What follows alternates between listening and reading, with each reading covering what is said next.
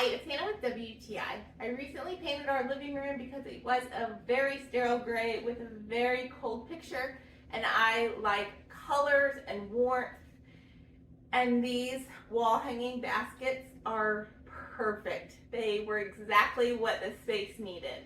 I love how you can design these kind of however you want. I love how it's mismatched, but it all blends together. So you can squish them all up tight in a tighter space, or you can spread them out a little bit more and have the flow however you want it. They were really easy to put up. They come with these little patterns, so you can tape those to the wall to kind of arrange it however you want.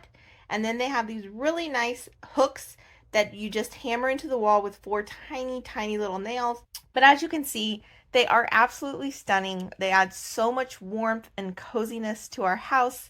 There is tons of textures and different colors, different materials. They're just really nice. If you see, I'm 5'5", so you can see about how long I stretched it out to, but they add just what I wanted to our living room wall. It's a really long wall and can kind of be awkward to come up with what to put on it. But this set of 13 hanging baskets for our wall by CRAFTS is exactly perfect for our space. But that's just my point of view.